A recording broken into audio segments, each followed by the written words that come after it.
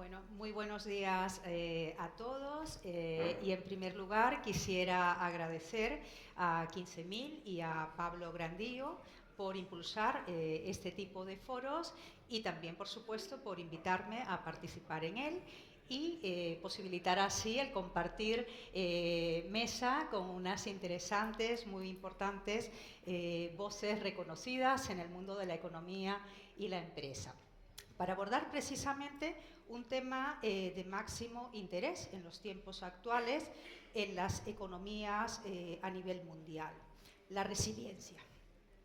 Hoy abordaremos esa resiliencia desde diferentes puntos de vista, teniendo en cuenta el actual entorno, contexto de máxima incertidumbre que vivimos en los últimos tiempos. Fundamentalmente, incertidumbre que podemos situar de una manera más acusada en los últimos 6 años, ¿no? Desde la pandemia, teniendo en cuenta pues, la pandemia, las crisis, pues todo lo que a partir de ahí se ha derivado, que al fin y al cabo pues, nos lleva a una situación de máxima incertidumbre. Trataremos, por tanto, en este foro sobre la empresa resiliente, las amenazas que suponen en general para nuestras empresas y para la economía en general. Y lo hacemos coincidiendo precisamente con un hecho importante, ¿no? Con el apagón, que puso de manifiesto la enorme vulnerabilidad a la que nos enfrentamos. Esa vulnerabilidad que ha cambiado todas las reglas o la mayoría de las reglas de juego a las que se enfrentan las empresas para poder hacerle frente de una manera razonablemente acertada. De todo ello vamos a hablar en esta mesa redonda, mesa que lleva por título concretamente Incertidumbre geopolítica y sus consecuencias en las empresas gallegas, que tengo el placer de moderar como presidenta del Consello Galego de Economistas, y desde aquí aprovecho la oportunidad para también poner sobre la mesa el interés que tenemos desde el Consello Galego de Economistas en esta nueva etapa de seguir abriendo la economía, a los profesionales de la economía, a la sociedad, a las empresas, a las instituciones en general, para que se considere a los economistas y todos sus profesionales como elementos, actores clave en la toma de decisiones lo más razonadas posibles, lo más reflexivas posibles y que sean útiles para la economía, para la sociedad y para la empresa, por supuesto, ¿no? Previamente se han abordado aquí en este foro interesantes cuestiones, todas de primer nivel, de máximo interés, pero por traer alguna, en la mesa previa se ha hablado de personas, se ha hablado de equipos y el paso siguiente pues toca hablar de empresa, ¿no? Entonces, pues eso es lo que vamos a abordar en esta mesa de hoy, ¿no? La empresa, es decir, la vulnerabilidad a la que nos enfrentamos en los tiempos actuales, de máxima incertidumbre, por todo esto que hemos venido comentando, ¿verdad? Pues tenemos interrupciones, se han observado interrupciones, alteraciones muy importantes en las cadenas de suministro, por guerras, por crisis, etcétera, incertidumbre en aranceles, sobre todo en esta etapa tan compleja que vivimos, ¿no? Este terremoto de la era Trump, que todo lo que sucede en una hora, ya a lo mejor a la hora siguiente ha cambiado, ¿no? O sea, máxima incertidumbre, variación de precios en las materias primas y en general también una polarización social importante, ¿no? Por tanto, todo ello genera una situación de máxima incertidumbre, máxima volatilidad y por tanto queda de manifiesto la enorme vulnerabilidad a la que estamos afectados. Por tanto, el objetivo de esta mesa que iniciamos ahora, en la que me acompaña para presentar a mis compañeras de mesa, por una parte Rosa Mari Cardoso Trillo, secretaria general de la Cámara de Comercio de Santiago de Compostela, y María Borrás, presidenta del Círculo de Empresarios de Galicia. Muchísimas gracias a las dos y encantada de compartir mesa con vosotras. Pues decía que entonces la idea central de esta mesa es reflexionar, debatir, conocer vuestros puntos de vista sobre esta situación de máxima incertidumbre en la que estamos inmersos, ¿no? Es decir, en toda esta combinación de circunstancias, hechos, acontecimientos que acompañan a la situación económica actual y empresarial en particular, cuál es vuestro punto de vista sobre el día a día de la empresa gallega, ¿no? Y entonces, para tratar de ceñirnos más al tiempo, ganar un poquito de tiempo, que parece que llevamos algo de retraso, vamos a, si os parece bien, plantear una serie de preguntas y, bueno, pues ya vosotros, si os parece, pues decidís cuál de vosotras quiere empezar en la respuesta o cómo lo vamos agilizando. Bueno, la primera pregunta es, en todo este entorno de incertidumbres, el mundo se ha vuelto cada vez más impredecible. ¿Cómo está afectando desde vuestro punto de vista esto a las empresas en Galicia?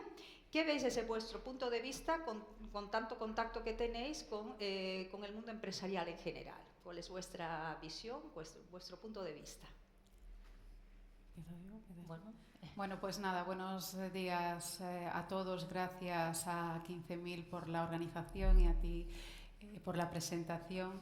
Efectivamente, nosotros desde la Cámara de Comercio de Santiago tenemos una cercanía a nuestras empresas. Además, la exportación es una de nuestras líneas de acción estratégica y lo que estamos observando, y creo que también se ha dicho en la mañana de hoy, es que estamos no en una época de cambio, sino que estamos en un cambio de época. Es decir, los paradigmas en los que se movían las empresas han cambiado constantemente y la noticia es que esto ha venido para quedarse.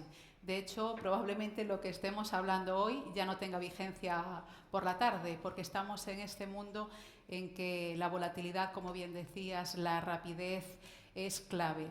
Y hemos pasado de un paradigma donde la economía se caracterizaba por una hiperglobalización y una certidumbre técnica basada en la eficiencia en costes, y ahora hemos dejado eso de lado y hemos pasado a una fragmentación geopolítica que lo que hace es que ya no estemos en un mundo donde se diseña aquí, se fabrica allí, basado siempre, como digo, en la eficiencia de costes, y se puede comercializar en un entorno global teniendo como respeto las normas del comercio y sobre todo habiendo una organización, que es la Organización Mundial del Comercio, que era la que establecía las reglas. Esto ha cambiado.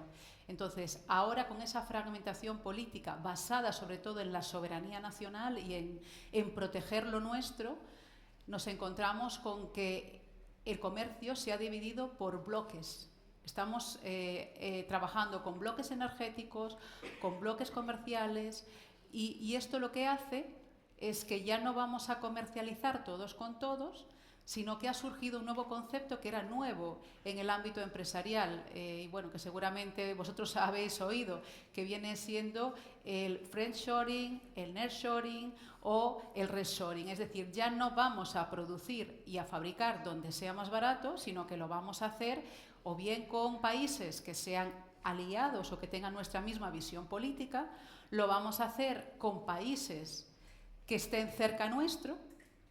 El cierre del Estrecho de Hormuz lo que puso de manifiesto es que ya no podemos irnos tan lejos o no podemos depender de países donde no tengamos una cercanía en la comercialización. Entonces estamos acercando nuestros centros de producción o incluso los estamos nacionalizando. Y esta es una de las primeras consecuencias.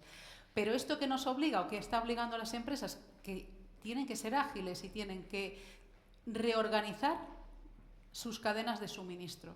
Es decir, tienen que incluso que pasamos de un modelo just in time, es decir, solamente produzco y compro aquello que necesito para optimizar mi inventario y ese dinero que no estoy teniendo en un almacén lo puedo destinar a invertir en otros sitios. Estamos pasando al modelo de por si acaso, es decir, aunque sé que estoy asumiendo unos costes de almacén, voy a tener mercancía, sobre todo de componentes críticos, porque me es más barato eso que tener que cerrar mi fábrica porque no tengo componentes críticos, que eso ya ha pasado.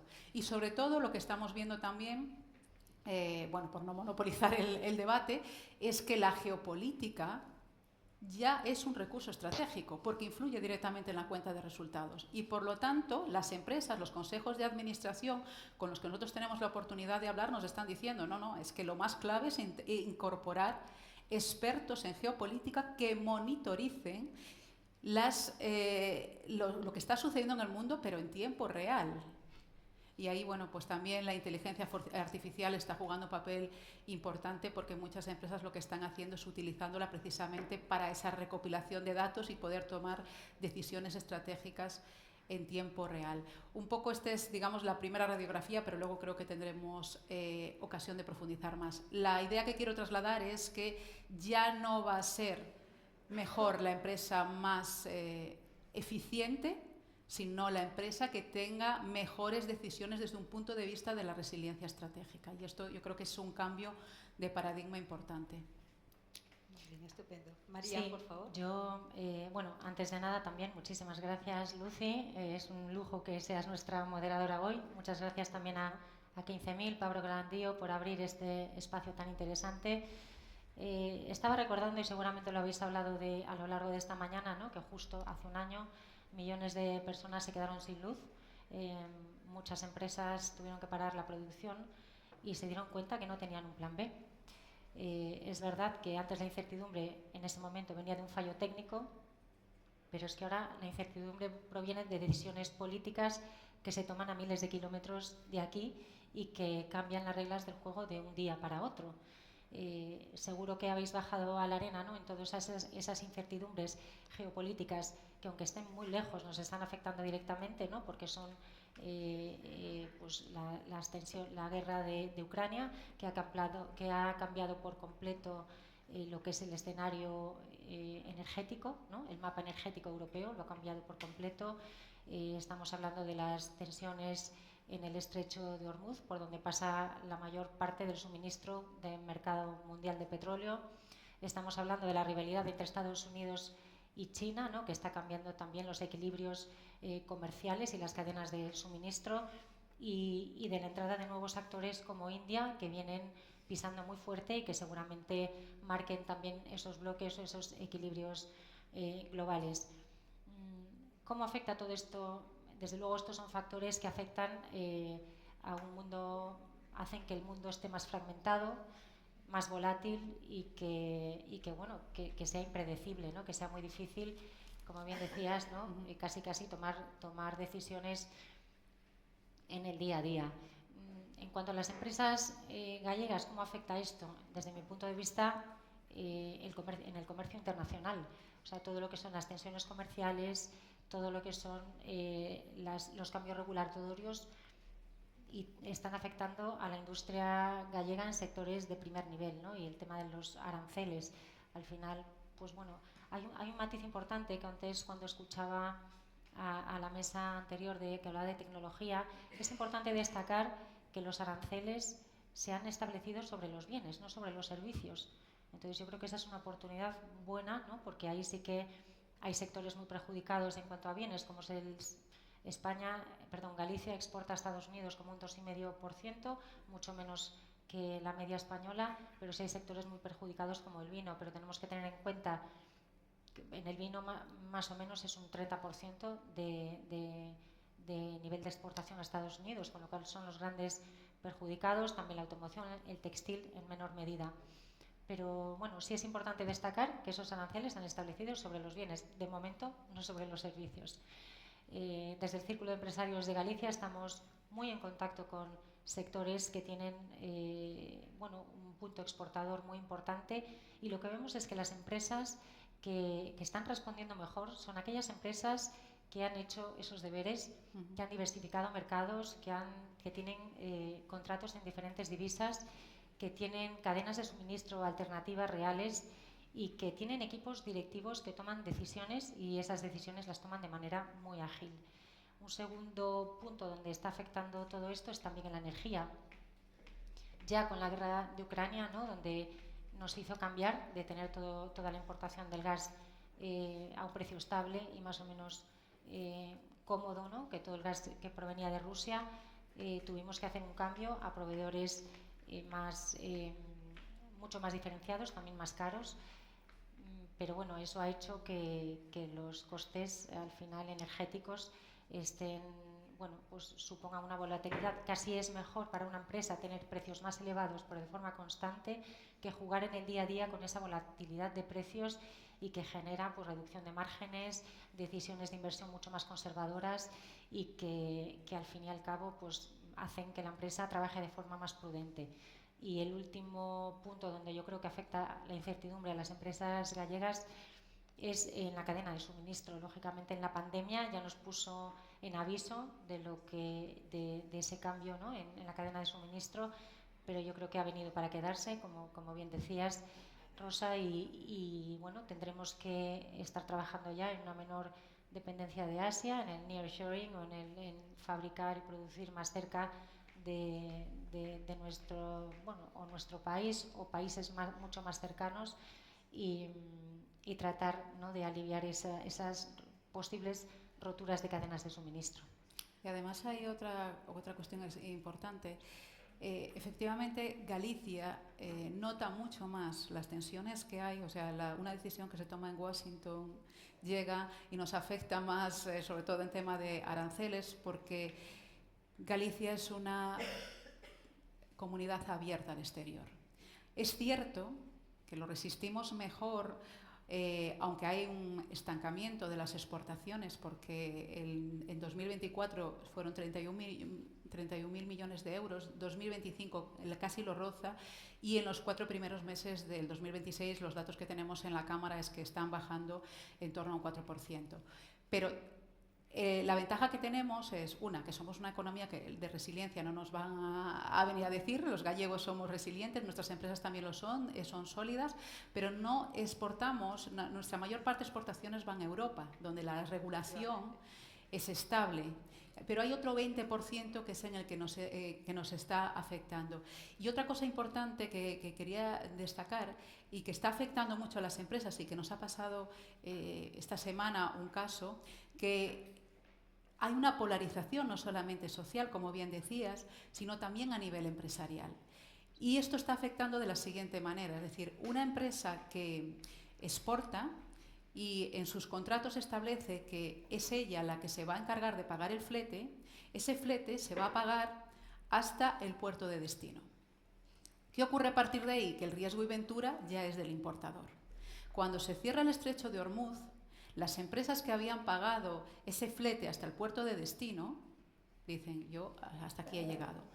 Y cuando los importadores no reciben las mercancías, o sí las reciben pero tarde, porque se ha incrementado el precio de los costes, porque hay que bordear, aquí se crea unas tensiones comerciales, porque la empresa importadora dice, como tú pagabas el flete, te toca pagar a ti. Pero la otra empresa, la exportadora, dice, no, yo pago hasta puerto de destino como están los contratos. Entonces esto está también provocando un deterioro de las relaciones comerciales.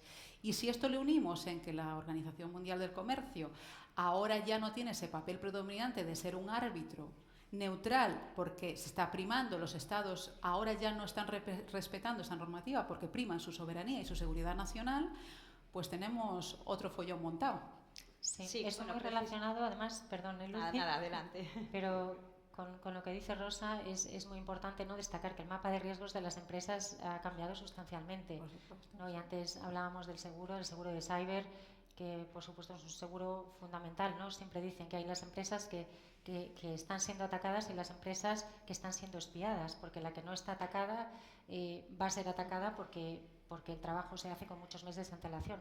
Igualmente en este caso, ¿no?, todas las compañías de seguros al final tienen que asumir riesgos que antes no existían, ¿no? El mapa de riesgos ha cambiado completamente, y tenemos que asumir que, bueno, pues que el coste de los seguros y las primas también va a ser más alto, porque hay más incertidumbre, hay más riesgo, incluido el riesgo soberano, con lo cual yo creo que bueno. Y no solamente ya estamos ya no hace falta precisamente os iba a hacer una pregunta que era un poco en línea sobre temas que, que prácticamente habéis ya comentado ambas, ¿no?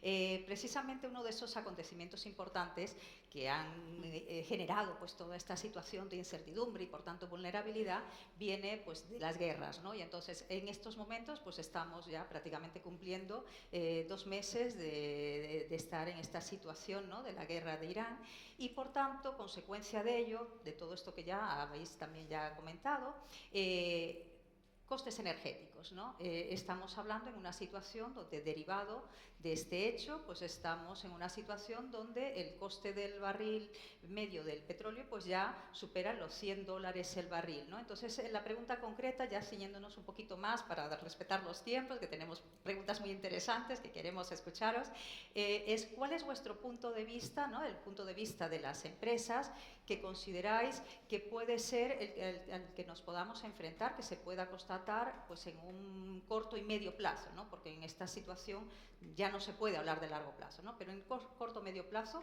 ¿cuál es vuestra impresión del impacto de este incremento considerable en los costes energéticos, como he comentado, sobre el barril en particular del petróleo, impacto en las empresas? ¿Vuestra opinión? Por favor. Bueno, el 20% del petróleo cruza el estrecho de Hormuz.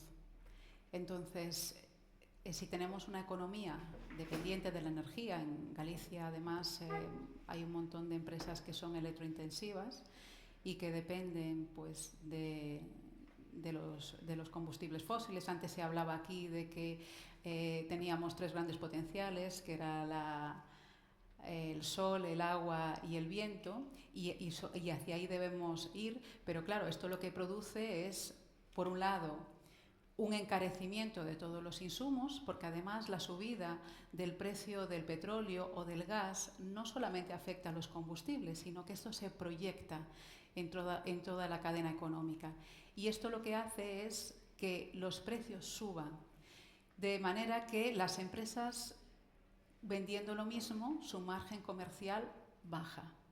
Y esto le obliga a hacer reajustes, por lo que antes hablábamos, porque lo decías tú muy bien, es decir, no es tanto que tú tengas un incremento de precios, sino que las reglas de juego cambien de un día para otro de una forma imprevisible, porque tú no lo has podido planificar. Entonces, lo mejor que podemos ofrecerle a las empresas es la certidumbre. Y perdonad que te interrumpa, ¿consideráis, por añadirle un matiz, que esa situación a la que se enfrentan las empresas es más o menos similar a las empresas gallegas o tienen alguna diferencia, algún componente específico, algo diferenciado respecto al total de las empresas, a la media de las empresas en España en general? Bueno, como te comentaba antes, Galicia tiene la peculiaridad de su carácter exportador, con lo cual todo lo que ocurre fuera lo nota más. Y además, esa inflación que te decía, que te comentaba de la subida de los precios, lo que está haciendo especialmente también en el ámbito gallego es que las empresas están sufriendo el encarecimiento del precio del dinero.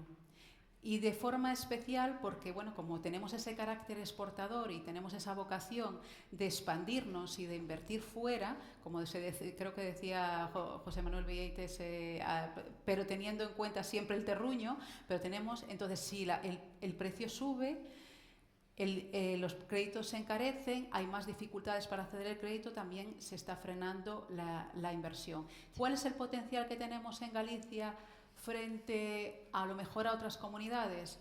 Pues que podemos ir hacia una soberanía energética. Se hablaba de la soberanía digital, pero yo creo que también es muy importante la soberanía energética. Tenemos renovables y tenemos que crear el caldo de cultivo para que esas renovables se puedan desarrollar, porque nada sirve tener mucho viento, mucho agua y mucho sol si no tenemos infraestructuras para almacenar esa energía. Y por lo tanto yo creo que es importante tener en cuenta que ya que este mundo nuevo ha venido para quedarse, desde los distintos agentes económicos, pero sobre todo también de los que están en los centros de poder, tienen que mirar hacia Galicia y ver cómo podemos hacer que esos riesgos, que son reales, sean menos. Y eso pasa también por invertir en infraestructuras e invertir en conectividad, porque no podemos olvidarnos, que me decías qué desventajas podemos tener con respecto al resto, que es nuestra periferia. Y de ahí, bueno, luego lo comentaré más adelante, pero tenemos que ir hacia la creación de una macrorregión atlántica, porque la unión es lo que va a hacer la fuerza. María, también tu Sí. punto de vista, y si quieres incorpora no solo las debilidades y las cuestiones desfavorables, pero también y qué oportunidades podemos encontrar, si caben, desde tu punto de vista ante esta situación, ¿no? Sí, yo creo que bueno, ya no a nivel de Galicia, sino a nivel de España, ¿no? Hemos sabido, como decía antes, diversificarnos, ¿no? Tener no solo un proveedor, bueno, ha venido impuesto, ¿no? Pero sí que es verdad en el caso del gas, que como sabéis es el que determina el precio de la electricidad, pero al final nos hemos ido a más proveedores, a GNL, que son precios mucho más caros, con lo cual el coste es mayor. El que el barril esté por encima de los $100, pues también no son buenas noticias, porque afectan directamente es una presión de costes y aumento de la inflación. Oportunidades veo las mismas que las de Rosa, ¿no? O sea, al final Galicia es una economía industrial y una economía básicamente exportadora, con lo cual yo creo que esas energías renovables, ¿no? Esa apuesta que ha hecho Galicia por las energías renovables ha sido un acierto, y yo creo que tenemos que seguir dando pasos hacia adelante en ese aspecto. Y bueno, oportunidades no muchas más, porque al final yo creo que a medio plazo las decisiones, esto va a afectar también a decisiones de inversión más conservadoras, ¿no? Incluso también a relocalización de empresas. Muy bien. Bueno, hay una pregunta aquí intermedia, casi la hemos ya debatido y como tenemos que ceñirnos al tiempo, me gustaría conocer vuestra opinión de, además del impacto directo sobre las empresas, ya más acercarnos, digamos, a la sociedad en su conjunto, ¿no? Es decir, ¿en qué veis que se está notando en la economía del día a día de la gente, ¿no? ¿Hay riesgo de desaceleración económica desde vuestro punto de vista? Yo creo que sí. Bueno, yo creo, y lo cree el Fondo Monetario Internacional. Es decir, en el informe de abril, el último que se ha publicado, pues ya había revisado, en ese informe de perspectivas empresariales, había revisado sus previsiones a la baja. Y bueno, estamos hablando de que se prevé que España pues crezca en torno al 2%. En un escenario prolongado, es decir, si esta situación se sigue prolongando, para el 2027 ya se está hablando de un 1,8. Es decir, sí que hay una desaceleración, es decir, la economía sigue creciendo, pero crece a un ritmo menor. En comparación con Europa, pues estamos o la economía global está en un 3%. El problema, yo creo que, aparte de lo que es la desaceleración, que es preocupante, sobre todo si esto nos lleva a una recesión por una situación de inestabilidad política y geopolítica prolongada, yo creo que hay otro fenómeno que también es más preocupante, que es la estanflación. Porque si le subimos que crecemos poco, pero que los precios se disparan, eso no solamente afecta, como estamos hablando, a la economía de las empresas, sino que afecta directamente a la economía de las familias. Y esto, como es cíclico, va a afectar y a revertir también nuevamente en la economía de las empresas. Es decir, si estamos hablando de que el Banco Central Europeo está subiendo los tipos para contener la inflación, si encarecemos el precio del dinero, las familias van a tener más dificultades para acceder al crédito, para pagar los tipos de interés de las hipotecas variables. Entonces, si esto le sumo que la inflación también se nota en la cesta de la compra, pero no se nota tanto en mis ingresos, en mis salarios, en los salarios que yo percibo, pues voy a tener menos capacidad de ahorro. Si yo tengo menos capacidad de ahorro, lo que voy a hacer es destinar el poco dinero que tengo pues a lo que es estratégico, la cesta de la compra y la hipoteca, pero voy a tener menos dinero para gastar en otras cosas. Y esto al final se va a acabar revertiendo, como decimos, en la economía de las empresas. Y por eso es tan importante pues que todos, colaboración pública-privada, pero sobre todo los que desde el ámbito de las personas que están gobernando pues tengan en cuenta esta situación y establezcan medidas que tengan un impacto real, no solo que se publiquen en el BOE, sino que tengan un impacto real en la economía, y para eso yo creo que es importante escuchar a todos los agentes socioeconómicos, cosa que a veces pues no sucede. Sí, yo creo que efectivamente estamos en un periodo de recesión, sí, bueno, desaceleración. Desaceleración. Sí. Yo no hablaría de un cambio brusco, hablaría de un crecimiento moderado. Yo creo que hay que visualizar esto con impacto positivo. No podemos hablar ni de crisis ni de cambio brusco. Sí hablar de desaceleración, es un hecho que está afectando ya a la economía real, a los precios, al consumo, que se está volviendo más prudente, y a las decisiones de las empresas, que están siendo mucho más medidas. Pero bueno, esta inflación, ¿no?, que es la combinación de una inflación elevada con un crecimiento económico moderado, ¿no?, un crecimiento, al final lo que hace es que ese crecimiento que se iba a producir, que la previsión estamos ahora en un 2,3, que baja el 2, pero la parte positiva es que seguimos creciendo.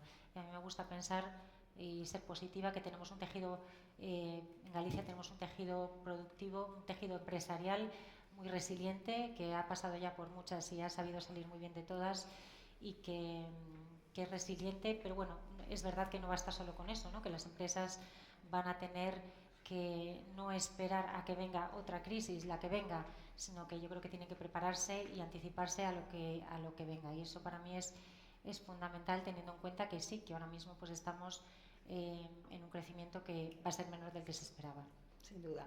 Bueno, y ya por último, porque me están avisando que estamos fuera de tiempo, pero bueno, yo creo que esta última pregunta es muy interesante, escuchar vuestras opiniones y reflexiones. Me gustaría saber, que pudierais trasladarme de forma breve, os agradezco, ¿qué medidas recomendaríais a los gobiernos autonómicos y nacionales para ayudar a las empresas a tener la vida más fácil, ¿no?, para sobrellevar mejor toda esta situación compleja que vivimos en los tiempos actuales? Bueno, como el contexto internacional no lo podemos cambiar, ya nos gustaría, pero no lo podemos cambiar, lo que sí podemos hacer es, como bien dices, regular de forma que la vida sea más sencilla. Y cuando hablo de regular, no hablo de hiperregulación, sino que lo que hablo es de que las normas que se dicten sean normas que garanticen la seguridad jurídica. Es decir, no podemos estar cambiando las reglas de juego, como antes decíamos, de un día para otro, porque eso crea incertidumbre y frena la inversión y frena también la expansión y la internacionalización, y que las empresas necesitan esa certidumbre.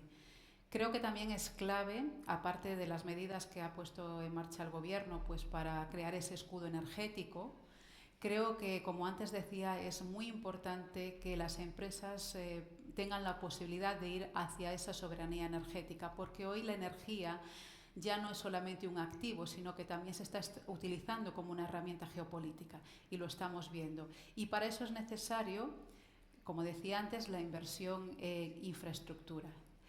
Y clave para esto, y yo creo que esto es algo que sí que se pueden adoptar desde el Gobierno, ya que la Comisión Europea ha dado el visto bueno, ha abierto la luz hacia la creación de una macrorregión atlántica.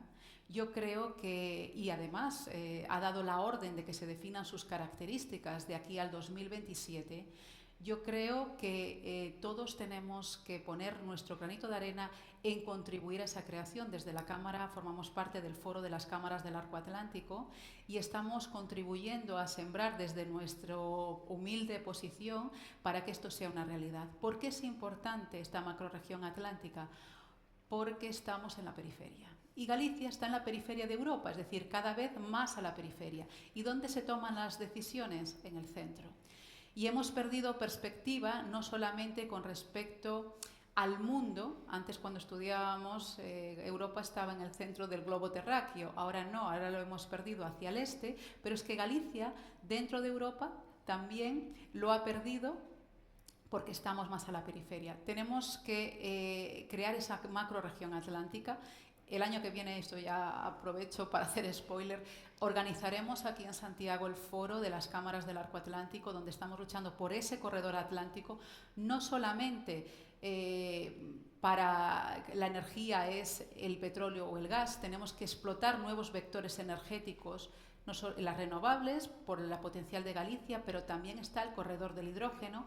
Estamos luchando por ese corredor atlántico, por el corredor del hidrógeno, y estamos luchando por esa creación de esa macrorregión atlántica, porque eso nos va a permitir influir en las decisiones de Europa y nos va a permitir captar fondos para las empresas gallegas que se puedan aplicar aquí. Y bueno, tenemos los ejemplos de las macroregiones, cómo están funcionando en los Alpes, en el Danubio, en el Báltico. Y con esto concluyo, creo también que es muy importante, si queremos captar inversión extranjera, si queremos incrementar nuestra base empresarial, que los gobiernos planifiquen suelo industrial, porque no lo hay, que agilicen la burocracia y agilicen el tema de las licencias. No podemos permitirnos que empresas que están pensando en venir a Galicia no lo puedan hacer porque o no tienen dónde ubicarse, o el precio del suelo es desorbitado, o existe una regulación que no le facilita esa agilidad de la que estamos hablando. Y por lo tanto yo creo que eso es los deberes, digamos, prioritarios que tenemos. Bien. Sí, fíjate, y antes hablabais en alguna mesa sobre el absentismo, ¿no? Y es algo que perjudica mucho a Galicia, ¿no? Es una barrera de entrada para muchas empresas extranjeras que quieren entrar en Galicia, y cuando ven los índices de absentismo se asustan y también al final no... Creo totalmente en esa eurorregión también, completamente. Nosotros desde el Círculo de Empresarios también hemos hecho ya el segundo foro de Galicia, norte de Portugal. Creo que además es una región donde suman 7 millones de personas y creo que es una sinergia brutal que tenemos con Portugal, que tenemos que explotar y que tenemos que seguir dando pasos, pelear por lo nuestro, y que Vigo no compite con Coruña y Coruña no compite con tal. Estamos compitiendo con España, con Europa y con el resto del mundo. Yo lo que le pediría a las administraciones, que es un poco por donde iba la pregunta, es esa información anticipada, que las empresas sepamos de antemano qué es lo que va a ocurrir y no nos encontremos de golpe con situaciones en las que no tenemos margen de maniobra para cambiar, ¿no? Ya otra cosa es la diplomacia comercial activa, ¿no? Necesitamos ayuda por parte de la administración para todo aquello que tiene que ver con la internacionalización. Y por supuesto el caballo de batalla sigue siendo la burocracia. Si realmente queremos ser ágiles en la toma de decisiones y no podemos esperar una semana, la administración nos tiene que ayudar y tiene que seguir con nosotros para que esa burocracia sea la menor posible, porque nos hace menos competitivos y al final pues nos hace quedarnos siempre atrás, ¿no? Pero bueno, yo creo que los empresarios también tenemos deberes que hacer y tenemos que pensar, como decía antes, que no esperar a esa próxima crisis, la que sea, la que venga, sino prepararnos con antelación, hacer esa prevención, esa identificación, evaluación y tratamiento de los riesgos que puede venir de aquí a la siguiente crisis. Ojalá que sea muy tarde, pero desde luego estamos en un entorno que viene para quedarse. La incertidumbre ya no se puede eliminar, pero sí se puede gestionar. Correcto. Pues muchísimas gracias a las dos y por hacer un breve resumen de todo lo muy interesante que aquí se ha puesto sobre la mesa.